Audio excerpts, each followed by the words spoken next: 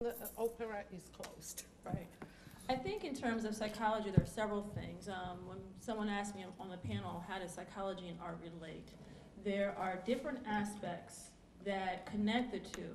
When we think about psychology, we're thinking about the cognitive perspective, the mental psyche. As I look at the frames and the pictures on the wall, there's a story that's being told.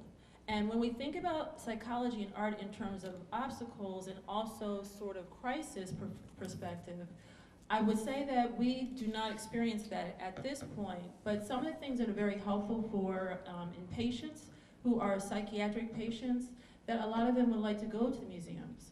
A lot of them would like to be able to draw. So with the museums closing down and not being able to see shows live, a lot of psychiatric patients do not get the opportunity to express their feelings where they would probably be unsuccessful doing it through mental therapy.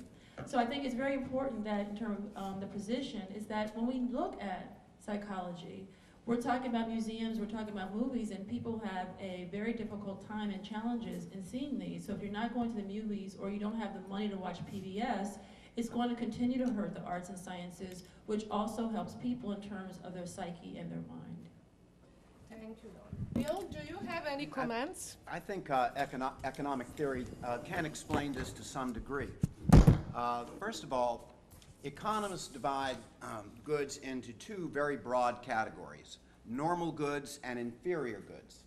Now, inferior goods doesn't mean that they're bad. It just means that when your income goes up, the demand for these goods goes down. And when your income goes down, the demand for these kinds of goods go up. You know, like used clothes or Spam or community college education. That's an inferior good. It doesn't mean it's bad.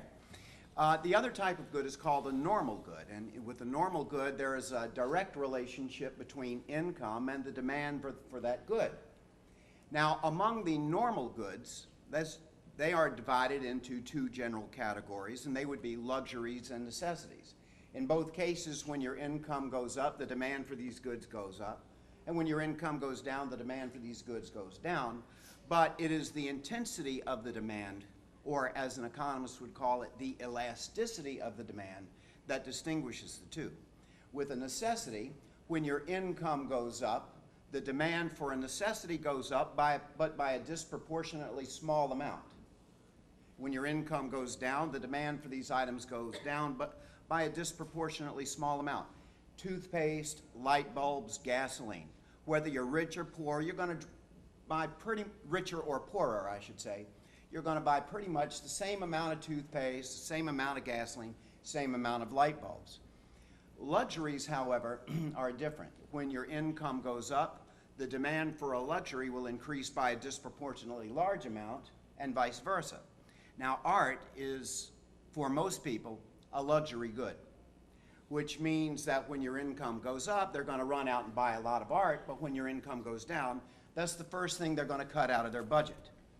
So there is a high elasticity of income between a luxury good and income, high degree of sensitivity. And so it stands to reason that when incomes are going down, as they are during an economic crisis such as the one that we are in, it stands to reason that people are going to cut art out of their budget. That's the first thing. Now, I might say, as far as Broadway plays, it might stand to reason that they are hit not quite as hard as the other forms of art, because a lot of people consider vacations something of a necessity. And a trip to New York, for example, you know, relatively cheap compared to a trip to Europe or whatever it is. And usually when people go to New York, Broadway is on the agenda. So it's less likely that the Broadway plays would be cut out of a budget quite as quickly as an expensive painting or some other form of art such as opera.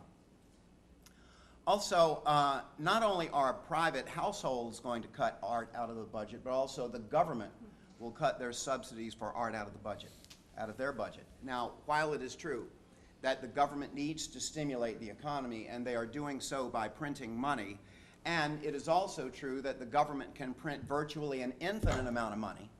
Even if they were to run out of paper, they could just put more zeros behind the one and print gazillion-dollar bills. There is practically some limit on how much they can print, because with all of this money they are printing, they are subsidizing the necessary industries, finance, automobiles, other things where, you know, if they were to go out of business, it would be just absolutely catastrophic. Not the case with arts. So art is by itself considered by the government a luxury. And so when you're printing so much money to subsidize all of these other industries, you're going to have to cut something out of the budget. Otherwise, down the road, you're going to get too much money chasing too few goods, which would lead to high inflation. And so the government is going to have to cut something out of the budget. Now, what do you think is going to be the first thing they cut out of the budget? That would be the luxury items, subsidies of art, public television, and things like that. So I think economic theory can explain this relationship between arts and the economic crisis fairly well, although economic theory isn't all things to all people. Thank you, Bill. And I have a question which really relates to what you said. May creative industries provide direct economic benefits? For example, stimulate tourism, you mentioned trip to New York, create jobs, and attract investments. Let me read that question again. May creative industries provide direct economic benefits? Well, they can, I think, under normal times, because when, you know, you have a tourist attraction or something, tourists are going to come see it. But, you know, when they are considered luxuries, people have to first cut luxuries out of their budget, particularly when they're unemployed, when they expect their incomes are going to go down. The luxuries, which among which are, art is considered, are the first things that are cut out of the budget. So the creative industries might not attract as much tourism under these abnormal economic times as they would under ordinary economic times. Okay, but some institutions like museums and operas and so on, they really create Well, in the a Washington, job D.C. for area, yeah, the museums are free by and large, and a lot of people feel like their vacations are a necessary part of their expenditures. And so it would seem that tourism to the Smithsonian's would not be as dramatically affected as would expensive pieces of art, such as paintings or sculptures or things. I want to just piggyback on Yes. that, because in the DC area, our theaters aren't quite struggling as hard, because when people come to DC and they can go to museums for free, that means they have a little extra money in their pocket. And if there's a family-friendly show playing in town that they can go see and they can get discounted tickets for, they're more likely to at least consider it and possibly go to it, because they didn't have to spend $20 to get into this museum, or, you know, there's a McDonald's in the Air and Space Museum, so it's not like they have to have fine dining in these museums.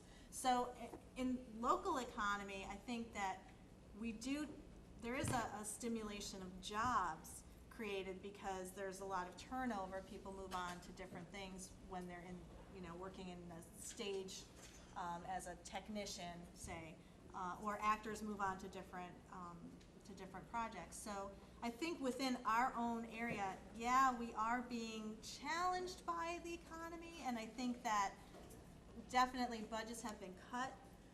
But I read something interesting on a blog. It said, you know, challenging times call for creative solutions, and that's what we do.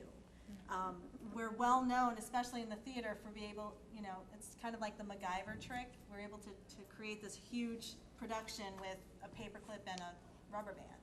You know, personally in our own department, our budget's been cut.